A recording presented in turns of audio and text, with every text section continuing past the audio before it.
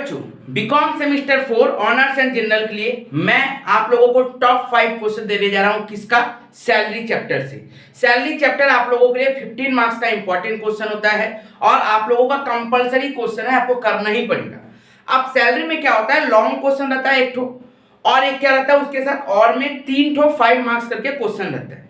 तो इस तरह का पैटर्न आने का ही चांस रहता है। मैंने लॉन्ग का ऑलरेडी टॉप 5 वीडियो अपलोड कर दिया है, यदि आप लोगों ने नहीं देखा है तो डिस्क्रिप्शन बॉक्स में जाके देख लीजिए। अभी मैं शॉर्ट का 5 मार्क्स इंटू 3 करने जा रहा हूं। बहुत सारे बच्चे हैं जो ये शॉर्ट टाइप का क्वेश्चन नहीं करके जाते हैं। मैं आप लोगों को बार बार बोल रहा हूं, 15 मार्क्स का जो लॉन्ग क्वेश्चन जो डायरेक्ट आप अटेंड कर रहे हो, वहां से 100 में 95% स्टूडेंट लोग का कहीं ना कहीं कुछ ना कुछ गलत हो जाता है। तो 100 में से जब 95% स्टूडेंट का कुछ ना कुछ गलत हो जाता है, इट मींस 15 आउट ऑफ आप 8 to 10 ही मार्क्स लाने के लिए जा रहे हो। तो आप लोगों के पास एक चांसेस ये है कि 5 मार्क्स वाला जो क्वेश्चन है, वहां से यदि हम 3 क्वेश्चन जो अटेंड किए हैं, यदि तीनों क्वेश्चन कर लेते हैं, क्योंकि वहां पे टाइप ऑफ क्वेश्चन तो छोटा छोटा है, तो वहां पे तो एडजस्टमेंट का बात है। तो यदि मेरा सही हो गया था 5 मार्क्स, ठीक है ना, और गलती होने का, एरर होने का चांसेस कम है, क्योंकि लॉन्ग क्वेश्चन में एरर कहां होता है, कोई एक एडजस्टमेंट में होगा, कहीं एक जगह होगा जिसके चलते सारा टोटल इनकम गलत हो सकता है, और वहां से फिर 3 मार्क्स 4 मार्क्स 2 मार्क्स करके एक करके करना शुरू हो जाएगा। और यदि एक सैलरी लॉन्ग वाला क्वेश्चन में यदि 2-3 जगह गलत हो गया तो फिर आपको 7 और 8 से ज्यादा नहीं मिलने जा रहा है। तो आप लोगों को इसके साथ में ये भी देख के जाना कि छोटा क्वेश्चन को भी कर लेना है। तो मैं सब समय जो ज्यादा पॉजिटिव होगा, जो आप लोगों का रिस्क कम होगा, मैं वो करवाता हूं। तो सैलरी का लॉन्ग क्वेश्चन ऑलरेडी करवा दिया गया है, लेकिन अब सैलरी का शॉर्ट क्वेश्चन भी करना है। और 5 मार्क्स वाला ये 3 क्वेश्चन करके जाइए। यदि ये 5 क्वेश्चन करते हैं तो ये 3 क्वेश्चन कॉमन आने का चांसेस हाईली रहेगा। इसीलिए ऑनर्स और जनरल सबके लिए सेम टाइप का क्वेश्चन है। आप लोग अच्छे तरीके से देखिएगा और अपने दोस्तों तक जरूर शेयर करिएगा। बाकी सारा चैप्टर का टॉप 5 का वीडियो ऑलरेडी अपलोडेड है, डिस्क्रिप्शन बॉक्स में जाइए, एक एक करके चेक करिए सारा प्लेलिस्ट और खत्म कीजिए। नहीं देखना कि वीडियो कब का है, आपका लिए याद रखिएगा, आपका एग्जाम है वो बहुत इंपॉर्टेंट है, आपको करना है। ठीक है, तो चलिए एक एक करके अब स्टार्ट करते हैं। ध्यान से देखिए क्वेश्चन नंबर 1 क्या बोल रहा है? बोल रहा है Mushtaq is an employee of a private concern in Kolkata. He furnish the following particular of his salary income of the year 2023-24. Basic pay ₹7,000 per month. Dearness allowances 50% per forming part of the salary, जो कि 3,000 per month होता है। और फिर क्या बोलता है? बोल रहा है हाउस रेंट अलाउंसेस 3,400। फिर बोल रहा है बोनस कितना है? 3,000 रुपया। और मेडिकल अलाउंसेस कितना है? 1,200 पर मंथ, 1,200 पर मंथ। बोला he stay rented house in Kolkata paying rent 3,200, 3,200 per month. ठीक है, बोला कैलकुलेट करिए हाउस रेंट अलाउंसेस। कैलकुलेट क्या करना है? House rent allowances. पहले एचआरए के अंदर में आता क्या क्या है हम लोगों को वो देखना पड़ेगा। सबसे पहले एचआरए का जब कैलकुलेशन करते हैं तो ध्यान से देखिएगा एचआरए का कैलकुलेशन। एचआरए का कैलकुलेशन क्या होता है? सबसे पहले ध्यान से देखिएगा अमाउंट रिसीव्ड, अमाउंट रिसीव्ड, उसमें से लेस करते हैं हम लोग। क्या करते हैं? Less least of the following या फिर minimum of the following, least of the following. ठीक है sir, list of the following. ठीक है बाबू, क्या क्या लिस्ट ऑफ द फॉलोइंग करेंगे आप लोगों का क्वेश्चन में ध्यान से देखिएगा। सब समय एचआरए का फिक्स्ड है। क्या करना है? सबसे पहला actual HRA received, actual HRA received. ठीक है, एक्चुअल एचआरए रिसीव्ड। ठीक है बाबू, नेक्स्ट क्या करना है सर? नेक्स्ट याद रखिएगा हम लोगों को 50% ऑफ सैलरी। ये कब होगा 50% ऑफ सैलरी?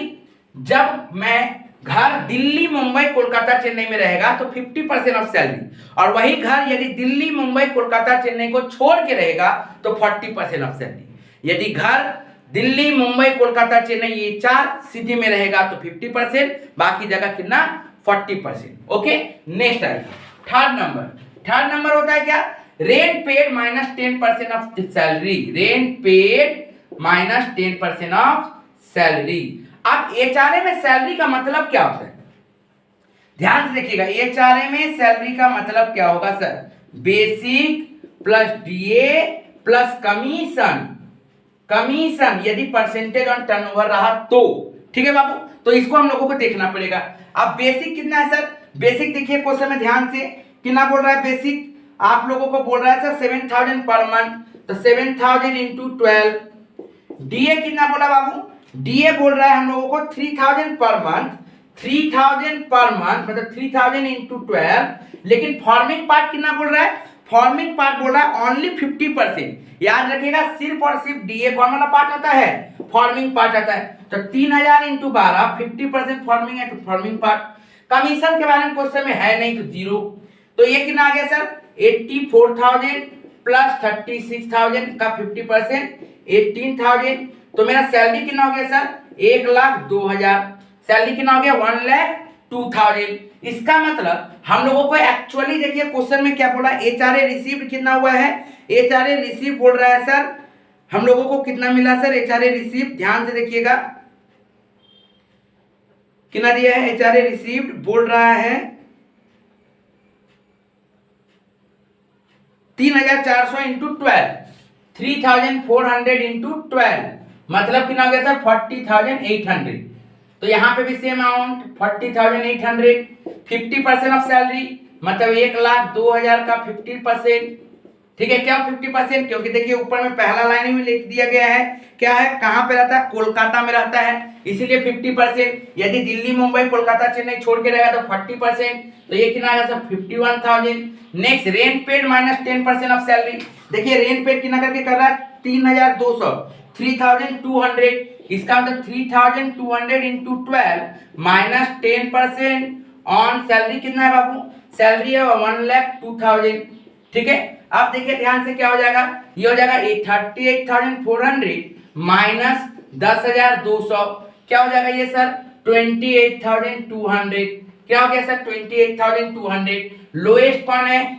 28,200 माइनस कर दीजिए 19,800 सॉरी 20,600 हो जाएगा 20,600। HRA taxable, HRA taxable, HRA 12,000 taxable HRA हो गया।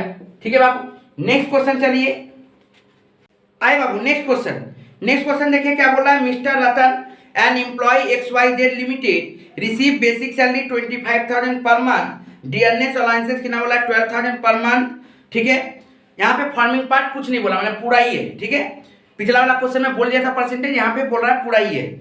Next house rent allowances 6,000 per month और बोल रहा है he gets commission 5% on turnover 5 lakh. ठीक है, कितना परसेंट ऑन टर्नओवर? 5% बोला टर्नओवर के ऊपर 5 लाख। और ये रह कहाँ रहा है? मुंबई में। कितना दे रहा है सर? 4,000 per month. एकदम आसान है सर, एकदम आसान है। एचआरए कितना मिला है? 6,000 पर मंथ। इसका मतलब सर फिक्स है फॉर्मेट 6,000 इंटू 12 मतलब कितना आएगा सर? 72,000। यही 72,000 यहाँ भी आएगा। 50% ऑफ सैलरी, 50% ऑफ सैलरी निकालिए सर। बेसिक कितना दिया देखिए तो ध्यान से, पहले बेसिक दिया 25,000 इंटू 12। नेक्स्ट डीए कितना दिया बाबू? डीए बोल रहा है 12,000। कोई झमेला नहीं है इसमें, तो 12,000 इंटू 12। कोई फॉर्मिंग पार्ट नहीं बोला कि 50% 60%, तो दिक्कत नहीं है। नेक्स्ट क्या बोला है? सब समय याद रखिएगा फॉर्मिंग पार्ट। कभी कभी बोल देता है 40% not forming part, 40% not forming part. तो कितना लेंगे? 12,000 इंटू 12 इंटू 60%। फॉर्मिंग पार्ट कितना नहीं बोला है, नॉट बोला है 40, तो है कितना? 60। ठीक है, ओके क्लियर यहाँ तक। आगे देखिए कमीशन कितना बोला सर? कमीशन बोला 5 लाख का 5%। लिख दीजिए 5 लाख इंटू 5%, तो कितना हो जाएगा सर? ये 3 लाख। ये कितना हो जाएगा? 1,44,000। और ये कितना हो जाएगा? 25,000। ठीक है, तो ये कितना हो जाएगा सर? 469,000। कितना हो गया सर? 469,000। तो चार्ज कर दीजिए सर 469,000 का 50%, क्योंकि घर कहाँ है? घर सर मुंबई में है, तो 50% 2,34,500। नेक्स्ट रेंट पेड कितना किया है? 4,000 पर मंथ, तो लिखिए 4,000 इंटू 12। ठीक है, माइनस 10% ऑफ सैलरी मतलब 469,000 इंटू 10% ऑफ सैलरी, तो कितना आ गया सर? 48,000 माइनस 4,690। ठीक है, तो ये कितना बचेगा सर? 11,100। तो लोएस्ट कितना हो गया? 1100। तीनों में से जो सबसे कम कितना सर? 1100 माइनस कर दो कितना आ गया सर? सर 70,900। ये हो गया मेरा टैक्सेबल HRA। कितना इजी है बताओ, 5 नंबर मिल जाएगा। रिस्क कम मार्क्स ज्यादा, रिस्क कम मार्क्स ज्यादा, खेलो ऐसे। ठीक है, नेक्स्ट क्वेश्चन चलते हैं, एकदम फटाफट देखिए ना, पूरा खत्म हो जाएगा 15 नंबर। मतलब लगेगा काहे में वाला करेंगे, हम इजी वाला करेंगे तो। ठीक है, चलिए नेक्स्ट क्वेश्चन। आए बाबू नेक्स्ट क्वेश्चन देखिए, आप लोग पूरा देखिएगा, लास्ट में फिर एक्स्ट्रा क्वेश्चन 1-2 ठोकर के दिया हुआ है, देख लीजिएगा, वो भी वेरी इंपॉर्टेंट रहेगा। और सारा क्वेश्चन ऑनर्स और जनरल दोनों के लिए इंपॉर्टेंट है।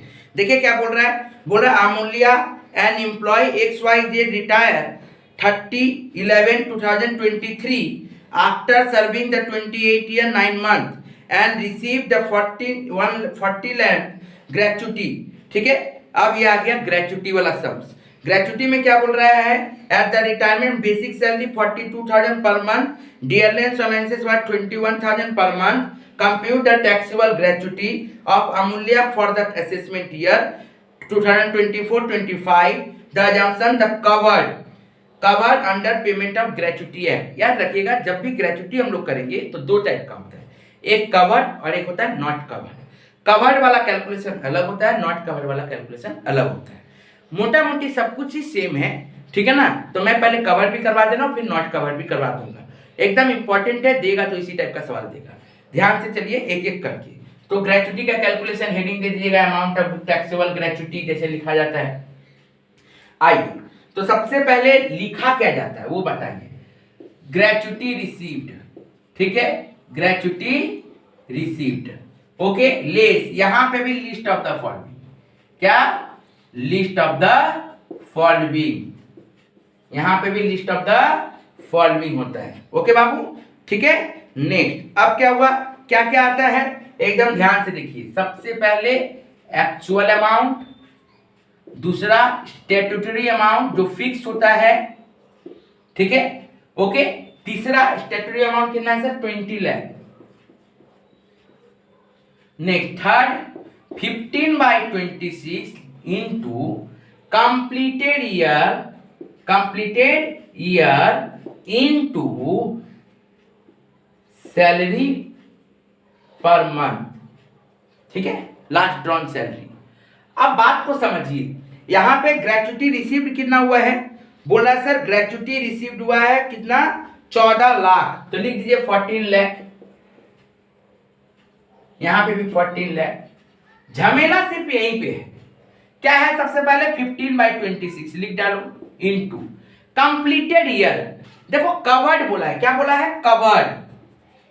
कवर्ड में देखो कंप्लीटेड ईयर कैसे कंप्लीट कैलकुलेट होता है, क्या बोला, 28 year 9 month काम किया है। याद रखिएगा 28 year 6 month और उससे ज्यादा, 8 year 6 month नहीं, उससे ज्यादा 6 month एक दिन होगा तो उसको क्या करेंगे, बढ़ा लेंगे। और 6 महीना रहेगा तो बढ़ाएंगे नहीं। मतलब यदि 28 year 9 month है, मतलब इसको क्या बोलेंगे, 29 year बोलेंगे। यदि 28 year 6 month रहता तो कितना बोलते, 28 बोलते। यदि 28 year 5 month रहता तो कितना बोलते, 28 बोलते। यदि 28 year 6 month 15 days बोलता तो कितना बोलते, 29 बोलते। ओके, तो 6 महीना या फिर उससे कम रहेगा तो कवर्ड में क्या होगा कि आगे नहीं बढ़ेगा, और जैसे ही 6 महीना से ज्यादा हो जाएगा तो कवर्ड में नेक्स्ट ईयर चला जाता है। ठीक है, तो कंप्लीटेड ईयर कितना हो गया, ये 29। अब सैलरी का कैलकुलेशन क्या होगा, देखिए यहां पे सैलरी का मतलब क्या होता है, सैलरी बेसिक प्लस डीए। अब देखो क्वेश्चन में बेसिक कितना दिया है, ध्यान से देखिएगा, बेसिक बोला 42,000 पर मंथ ही है, ऐसे भी हम लोग को लास्ट डाउन सैलरी निकालना है 42,000। और डीए कितना बोल रहा है, डीए बोल रहा है 21,000 पर मंथ, कोई दिक्कत नहीं है। तो कितना आया सर, 63,000, लिख डालिए 63,000। कैलकुलेट कीजिए, यदि आप कैलकुलेट कीजिएगा तो कितना आ जाएगा, 10,54,000, 10,54,038। ठीक है, 038। अब इन तीनों में लोवेस्ट कौन है, 10,54,038 माइनस कर दीजिए, कितना आ जाएगा, 3,45,962। Clear, okay. तो ये कवर्ड वाला सवाल था। नॉट कवर्ड वाला भी सवाल में थोड़ा चल जाते हैं, क्योंकि हर टाइप का सवाल कर लेना जरूरी है, एग्जाम में आएगा।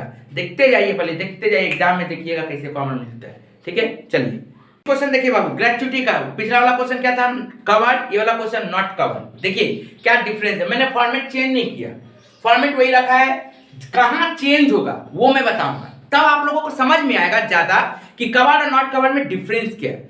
यहां पे भी देखिए सेम क्वेश्चन बोला है, मिस्टर सिंह क्या है 22 ईयर 10 मंथ सर्विस किया है, कोलकाता में रह के रिटायर कर रहा है, ग्रेचुटी मिल रहा है 35,000, बोला his basic salary dearness allowances at the date retirement 3,500 and 1750 50% of the basic salary. ठीक है ना, क्या बोल रहा है कि बेसिक और डीए दे दिया, बेसिक दिया 3,500 और डीए दिया 1750, कब, जब रिटायर कर रहा था तब, मतलब दिसंबर 31 का सैलरी बताया है।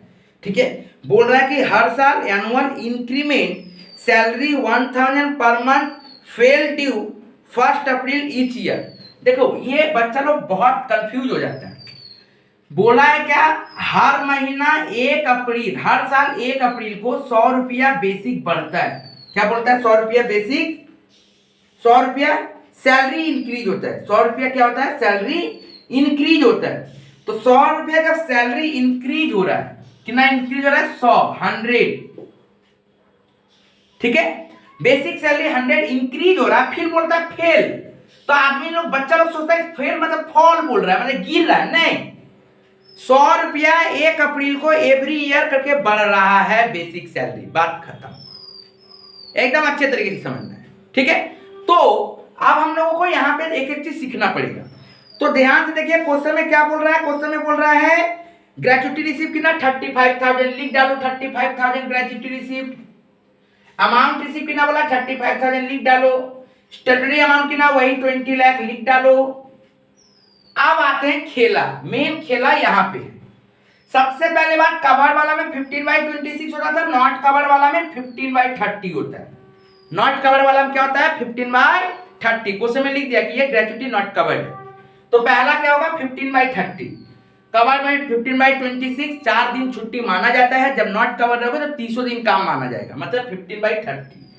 यहाँ पे कंप्लीटेड ईयर का मतलब होता है 8 ईयर 9 मंथ मतलब 28, 28 ईयर 6 मंथ मतलब 28, 28 ईयर 5 मंथ मतलब 28, 28 4 मंथ मतलब 28, माने बढ़े या फिर कमे, 6 महीना से ज्यादा रहे या फिर कम रहे फर्क नहीं पड़ता, जो ईयर रहेगा उसी को कंप्लीट ईयर मानेंगे, मंथ को नहीं देखना है। कवर्ड वाला में मंथ देखा जाता है, नॉट कवर्ड वाला में मंथ उंथ नहीं देखेंगे। इसका मतलब इस क्वेश्चन में जैसे बोला है कितना दिन काम किया 22 ईयर 10 मंथ, 22 ईयर 10 मंथ, इसका मतलब हम लोग क्या मानेंगे इसको 22 ईयर 10 मंथ, तो मंथ हम नहीं देखना है, सिर्फ ईयर देखेंगे, किसके अंदर में, नॉट कवर्ड वाला में। कवर्ड वाला था तो ये क्या हो जाता 23 हो जाता कंप्लीटेड ईयर, क्योंकि 6 से ज्यादा था, लेकिन जब नॉट कवर्ड रहेगा तो only focus on year not month, आया समझ में। तो कंप्लीटेड ईयर कितना हो जाएगा 15/30, कंप्लीटेड ईयर से 22। अब आता है सैलरी पर मंथ नहीं, average salary of last 10 month, average salary of last 10 month मतलब पिछला 10 महीना। अब बताओ रिटायर कब कर रहा है, ध्यान से देखिएगा, इसको मैं मिटाऊंगा, अब ध्यान से देखिएगा रिटायर कब कर रहा है, ध्यान से देखिए। सर रिटायर कर रहा है दिसंबर को ना कर रहा जी, हाँ सर दिसंबर को, तो लास्ट प्रीवियस दिसंबर का प्रीवियस क्या होगा नवंबर, फिर क्या होगा सर अक्टूबर, फिर क्या होगा सर सितंबर। यदि मान लीजिए 15 दिसंबर भी रहता फिर भी नवंबर में ही आती, ठीक है ना। तो नवंबर, अक्टूबर, सितंबर, अगस्त, जुलाई, जून, मई, अप्रैल, मार्च, हुआ 10, 1 2 3 4 5 6 7 8 9 10, फिर क्लियर। अब देखिए बेसिक क्या बोला, जब रिटायर कर रहा था तो कितना मिला था 3500, 3500 मिल रहा होगा, 3500 मिला होगा, 3500 मिला होगा, 3500, 3500, 3500। कब से स्टार्ट हुआ 3500, बोला जब रिटायर हो रहा 3500 मिल रहा था, 3500 मिल रहा था, कब? ये बढ़ा हुआ है, क्योंकि एवरी ईयर अप्रैल में तो बढ़ रहा था। इसका मतलब यहाँ पे उसको 3500 मिला होगा, इसके बाद वो पूरा साल 3500 3500 करके लेगा। जैसे ही फिर ये दिसंबर, जनवरी, फरवरी, मार्च क्रॉस करेगा, अप्रैल में आएगा, फिर ये 3600 हो जाएगा। पर हमको वहां नहीं जाना है, हमको तो उसका पीछे लास्ट में आना है ना, प्रीवियस में आना है, आगे थोड़ी जाना है। तो वहां से पीछे आ रहे हैं, तो जब वहां से पीछे आ रहे हैं तो नवंबर में 3500, अक्टूबर में 3500, सितंबर 3500, अगस्त 3500, जुलाई 3500, जून 3500, मई 3500, अप्रैल 3500, लेकिन मार्च और फेब क्या हो जाएगा? 3400 ई का सर इंक्रीज हुआ था ना, तो आप बढ़ाइएगा ना, 3600 लिखिएगा ना, यही तो गलती कर रहे हो आप, यही तो आपका गलती है। सर 3500 बढ़ रहा है तो बढ़ रहा है तो बढ़ाइएगा ना, 3600 नहीं, क्या बोला? अप्रैल को तो बढ़ गया, अप्रैल को जो बढ़ा वही तो चल रहा है, इसका मतलब 3500 तो अप्रैल से चल ही रहा है, तो इसके पहले उसको कितना मिल रहा होगा? जो 100 रुपया बढ़ेगा तो 3500 हो जाएगा। इसका मतलब सर अप्रैल के पहले उसको 3400 मिल रहा था, 3400 मिल रहा था, वो अप्रैल आया तब जाके उसको 100 रुपया एक्स्ट्रा मिलना शुरू हुआ और 3500 करके मिलना शुरू हो गया। ठीक है, अब क्वेश्चन में क्या बोला? बोल रहा है 50% ऑफ बेसिक सैलरी है, तो डीए कितना हो जाएगा सर? अब इसका 50% देखो यहाँ पे दिख रहा था 1750, 50%, सबका 50%,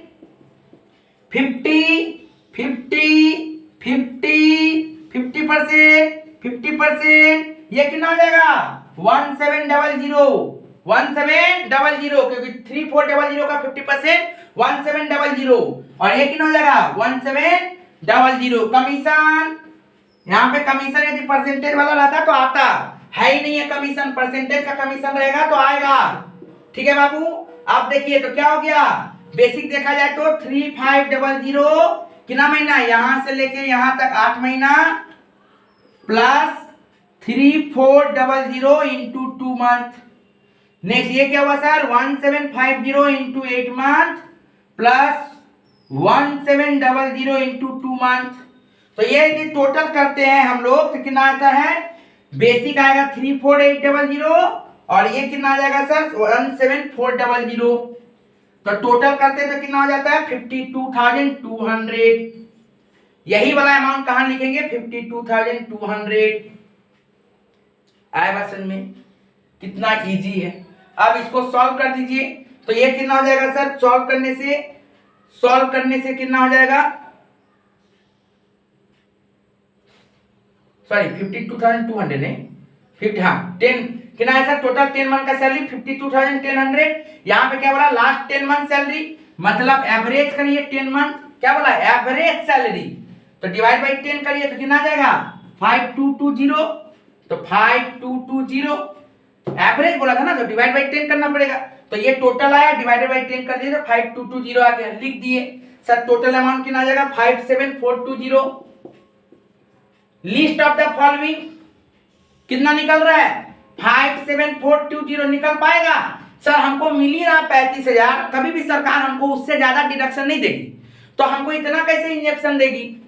तो मैक्सिमम हमको कितना मिलेगा? जो अमाउंट है बस, उससे ज्यादा नहीं मिल सकता उसको, हिसाब से उसका इतना पाना है, लेकिन क्योंकि उसको कम मिला है तो उसको कम वाला ही मिलेगा। ठीक है, तो मैक्सिमम 35,000, मतलब टैक्सेबल ग्रेच्युटी कुछ नहीं देना पड़ेगा उसको। ओके, चलिए नेक्स्ट क्वेश्चन, अभी इंपॉर्टेंट है, बहुत इंपॉर्टेंट है। देखिए चलिए, आए बाबू नेक्स्ट क्वेश्चन लिव इनकैशमेंट से रिलेटेड है, ध्यान से देखिएगा। क्या बोल रहा है? बोल रहा है mister Basu retired 9/3/2023 from the following private company after completion of the work 32 years 10 month। ठीक है, सर्विस ही रिटायर्ड, 25 दिन का उसको लीव मिल रहा है, ईच कंप्लीटेड ईयर कितना दिन मिल रहा है? 25 days।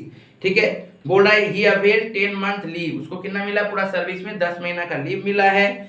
उसका बेसिक पे है 12,000 पर मंथ, और डीए है कितना? 50% बेसिक सैलरी। ठीक है, और बोल रहा है he receive 3 lakh leave in cash में, कितना मिल रहा है? लीव इन कैश में 3 लाख मिल रहा है। ओके बाबू, तो एकदम आराम से देखते हैं ध्यान से। सबसे पहला सेम चीज, लीव इनकैशमेंट रिसीव कितना हुआ बाबू, लीव इनकैशमेंट रिसीव हुआ 3 लाख, लिख डालो, ठीक है। अमाउंट रिसीव कितना है 3 लाख और मैक्सिमम अमाउंट भी 3 लाख ही है। अब देखो 10 month into average salary per month, salary कितना हो रहा है वो चेक करिए। सैलरी मतलब बेसिक प्लस डीए, ठीक है। तो बेसिक 12,000 बोल ही दिया और डीए बोला 6,000, क्यों बोल दिया ना, बेसिक का 50%, तो 12,000 का 50% 6,000, 18,000, ठीक है। तो 10 मंथ इंटू 18,000, 10 इंटू 18,000 कितना आ गया 1,80,000, ठीक है सर, ओके क्लियर। क्यों 10 महीना लिखे, क्योंकि यहाँ पे रिटायर कितना अवेल कर रहा था 10 महीना, बोला ना बेनिफिट उसको कितना मिला 10 महीना, तो 10 इंटू 18, ठीक है। आप देखिए ध्यान से, क्वेश्चन में बोल रहा है एक साल में उसको कितना मिलता है 25 दिन का लीव मिलता है, कितना दिन का मिलता है 25 दिन का, तो लिखो 25 डेज इंटू कंप्लीटेड ईयर कितना है सर 32 ईयर, कंप्लीटेड के लिए कितना है 32, कोई बढ़ाने और कमाने का बात नहीं है, जितना कंप्लीटेड ईयर रहेगा उतना ही लेंगे, तो कितना कंप्लीटेड ईयर है सर 32, ठीक है, लिख दीजिए, ओके बाबू। नेक्स्ट लेस लीव टेकन कितना मिला 10 महीना, तो ये तो भाई डे में निकल रहा है और लीव दिया है 10 मंथ का, तो ये डे और मंथ का तो कॉम्बिनेशन सही नहीं होगा, तो हमको क्या करना पड़ेगा, इसको हमको मंथ में कन्वर्ट करना पड़ेगा, ठीक है। तो मंथ में जैसे ही कन्वर्ट करेंगे तो ये 25 क्या बन जाएगा 25/30, ठीक है। तो ये क्या होगा मंथ में कन्वर्ट हो जाएगा इनटू एवरेज सैलरी तो 18,000 करके था, तो ये देखिए कितना आ जाता है, ये आता है 26 2/3 माइनस 10, ठीक है, इंटू 18,000, क्लियर है, ठीक है बाबू। तो 26 2/3 माइनस 10 कितना आएगा 16 2/3 इंटू 18,000, ओके। अब सर ये कैसे निकालेंगे, बहुत जन स्टूडेंट को ये प्रॉब्लम होता है, ध्यान से देखिएगा, 16 इंटू 18 करिए पहले, 16 इंटू 18,000, फिर 2/3 है, लिखिए 2/3 इंटू 18,000, तो 16 इंटू 18,000 जो आएगा और 2/3 इंटू 18,000 जो आएगा, दोनों को टोटल करके यहाँ पे लिख दीजिएगा, कितना आएगा बाबू, आएगा टोटल 3 लाख, टोटल कितना आ जाएगा 3 लाख। ये तीनों में लोअर कौन है सर 3 लाख, बाहर निकाल दो, नील, मैक्सिमम तो यही था, ऐसे भी उतना ही आया, ठीक है। सॉरी लोअर कितना था, नहीं लोअर कितना था 1,80,000, ठीक है। तो 3 लाख में से 1,80,000 गया तो 1,20,000, मैंने ये सोचा 18 लाख, ठीक है, हो गया, बहुत इजी क्वेश्चन है। तो लीव इनकैशमेंट कितना होगा, टैक्सेबल लीव इनकैशमेंट 1,20,000। अभी 2 क्वेश्चन और इंपॉर्टेंट है, ध्यान से देखिएगा, ठीक है। उसके बाद मैं एक्स्ट्रा क्वेश्चन 1-2 दे दूंगा, उसको भी ठीक से करके जाइएगा, जैसे पेंशन का क्वेश्चन एग्जाम में नहीं आता फिर भी मैं वो विद सॉल्व दे दूंगा, ताकि उसको आप देख लीजिएगा, ठीक है। एचआरए का एक क्वेश्चन रिवीजन के लिए दे दूंगा, ग्रेजुएटी का एक क्वेश्चन रिवीजन के लिए दे दूंगा, ठीक है। और 2 क्वेश्चन अभी जो कराऊंगा वो इंपॉर्टेंट है, ठीक से देखिएगा। चलिए बाबू नेक्स्ट क्वेश्चन क्या बोल रहा है, बोला mister Saurabh Sikdar working with a company salary 20,000 per month on 31/12/2022 he left the job and received 2,50,000 refund from the unrecognized provident fund. The amount of rupees 2,50,000 includes 50,000 as an accumulated interest. Both Saurabh and his employer contributed to equal amount to the provident fund. How amount received by the Mr. Siddhar we treated to the income tax purpose during the assessment year. ठीक है, सबसे पहले देखो कोई भी contribution fund में जब हो रहा है तो 4 चीज होता है, क्या क्या होता है, ओके। तो क्या क्या होगा सर, एक होता है एम्प्लॉयर कंट्रीब्यूशन, ओके, एक क्या होता है एम्प्लॉयर कंट्रीब्यूशन, एक क्या होता है एम्प्लॉय कंट्रीब्यूशन, ये कभी कभी थ्योरेटिकल क्वेश्चन भी आ जाता है, ठीक है ना, एम्प्लॉयर कंट्रीब्यूशन एम्प्लॉय कंट्रीब्यूशन। उसके बाद क्या होता है sir interest on employer contribution, interest on employee contribution, screen पे आपको दिख रहा होगा सब कुछ, ठीक है। देखो आप बात को समझो ध्यान से, एकदम ध्यान से समझना है। सबसे पहले एम्प्लॉय यदि कुछ भी कंट्रीब्यूशन कर रहा है तो अपना पॉकेट से कर रहा है, ठीक है ना, वो कोई बेनिफिट थोड़ी हुआ, वो कोई परचेज थोड़ी हुआ। तो एम्प्लॉय का जो कंट्रीब्यूशन है सिर्फ वो नहीं आएगा, नॉट टैक्सेबल। बाकी सारा परक्विजिट टैक्सेबल होगा।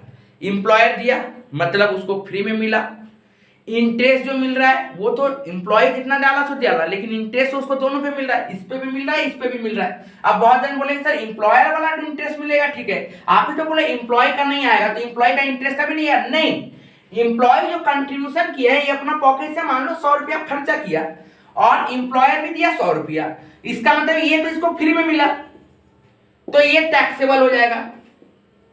ये तो इसका लग रहा है, तो ये क्यों देने जाएगा फिर इसके ऊपर, ठीक है ना, फ्री में थोड़ी मिला, पर क्योंकि इसका काम थोड़ी है ये, तो ये नहीं मिला, नॉट टैक्सेबल। ठीक है, उसके बाद ध्यान से देखो ये क्या हुआ, इंप्लॉयर कंट्रीब्यूशन पे हमको इंटरेस्ट मिला, फ्री वाला पे हमको इंटरेस्ट मिला, तो फिर भी तो फ्री ही मिला, इंटरेस्ट मिला, उसको फोकट में ही मिल रहा, ठीक है ना, जो एक रूल्स है उसके हिसाब से उसको मिल रहा है, तो ये भी क्या हो जाएगा, टैक्सेबल। जहां से भी बेनिफिट आपको मिल रहा है टैक्स चार्ज कर देगा। यहां पे आप खर्चा कर रहे थे कोई टैक्स नहीं, ये इंप्लॉयर आपका अकाउंट में डाला बेनिफिट मिला, ये आपको इंटरेस्ट मिला बेनिफिट मिला, ये इंप्लॉय का कंट्रीब्यूशन का इंटरेस्ट मिल रहा है, ये भी तो बेनिफिट ही मिल रहा है, तो ये भी टैक्सेबल होगा। आया बात समझ में, क्लियर हुआ? ओके, कभी कभी थ्योरी देता है, कभी कभी इस टाइप का प्रैक्टिकल घुमा के देता है। अभी इस टाइप का क्वेश्चन देखना पड़ेगा, कभी देखे भी नहीं होगे, एकदम ध्यान से देखो, बहुत इंपॉर्टेंट क्वेश्चन है। अभी चलिए नेक्स्ट क्वेश्चन में, नेक्स्ट क्वेश्चन देखिए बाबू, नेक्स्ट क्वेश्चन क्या बोल रहा है, बोल रहा है compute the taxable value of the perquisites in respect to the medical facility. क्या बोल रहा है, facility availed by the mister Bose from the hospital maintain by the employer for the free treatment his employees, the expenses treatment दे दिया है, employ का expenses करवाया treatment, ठीक है ना, तो mister Bose and his family, ठीक, तो बोल रहा है कि बताओ कि कौन सा वो टैक्सेबल होगा। पहले क्वेश्चन को ठीक से देखिए, बोल रहा है क्या है, residential by mister Bose from hospital maintain by the employer for the free treatment of his employee, उसका मालिक उसको फ्री में ट्रीटमेंट देता है। अब ट्रीटमेंट कौन सा टैक्सेबल है, कौन सा नॉट टैक्सेबल है, ये बताना है, ठीक है। अब ध्यान से देखो, सबसे पहले बोला treatment on his own health 8000 चलेगा एकदम, एम्प्लॉयर क्या करेगा उसको देगा, बोले चलो तुम्हारा है, ठीक है। नेक्स्ट क्या बोला, बोल रहा है treatment of his elder son, बेटा है डिपेंडेंट रहे, ठीक है ना, तो देगा, okay. Next treatment of his wife, मिलेगा सर, बेनिफिट मिलेगा। ट्रीटमेंट ऑफ हिज अंकल, मालिक जो है उसका बीबी का, उसका बाल बच्चा का, और उसके ऊपर यदि कोई डिपेंडेंट भाई बहन रहा तब मिलेगा, ठीक है ना, लेकिन चाचा चाची ये लोग के ऊपर नहीं जाएगा, ठीक है, तो ये इसके ऊपर जो मिलेगा उसको टैक्स देना पड़ेगा। नेक्स्ट बोल रहा है treatment of his window sister dependent on him, ठीक है ना, तो वो बहन है उसके ऊपर, तो उसको मिलेगा बेनिफिट। नेक्स्ट क्या बोला है, treatment of his handicap nephew, भतीजा है, ठीक है ना, तो उसको भी नहीं मिलेगा, ठीक है। तो मतलब ये दो चीज के ऊपर टैक्सेबल होगा, ठीक है। किसके ऊपर टैक्स होगा, अंकल के ऊपर जो दे रहा है 100 और भतीजा के ऊपर दे रहा है 100, ये दोनों चीज क्या होगा, टैक्सेबल होगा। इसके साथ आप लोगों को लिए देखिए और एक इंपॉर्टेंट क्वेश्चन आपको स्क्रीन पे चल रहा है, ये क्या है, सैलरी निकालने का, वो होता ना जो 2000, ठीक है ना, बढ़ रहा है, एवरी 10,000 है, फिर 2000, फिर 13,000, ऐसे करके जो होता था ना, वही वाला सम्स दिया गया। कभी कभी आप लोगों का एग्जाम में आ सकता है इस टाइप का क्वेश्चन, इसलिए मैंने स्क्रीन पे दिया है, ध्यान से देखिए। और इसके साथ आप लोगों को 2-4 क्वेश्चन और दिया जा रहा है, उसको भी एक एक करके क्वेश्चन देखते चलिएगा, सारा ही क्वेश्चन इंपॉर्टेंट है। एक बार रिवाइज, एक बार आंख बुला लीजिएगा, याद रखिएगा 15 मार्क्स का वो लॉन्ग करने से अच्छा होता है 15 मार्क्स का ये शॉर्ट करना, ठीक है। एक तो थ्योरेटिकल क्वेश्चन भी रह सकता है, थ्योरेटिकल क्वेश्चन के लिए आप मतलब सैलरी में ही यदि थ्योरेटिकल बेस मतलब केस बेस्ड क्वेश्चन रह सकता है 5 मार्क्स वाला में, तो उसके लिए आप लोग 2019, 21, 22, 23 देख लीजिए, ऑनर्स जनरल सभी, ऑनर्स वाला बच्चा भी ऑनर्स जनरल देख लेगा, जनरल वाला बच्चा भी ऑनर्स जनरल देख लेगा, तो उससे बाहर फिर उन लोगों को आने वाला नहीं है। उतना ठीक से कर लीजिएगा तो बहुत अच्छा आप लोगों का सैलरी अटेंड होगा। सबका सरदर्द सैलरी ही है, याद रखिएगा। आपका सॉल्यूशन मैंने दे दिया, ठीक है।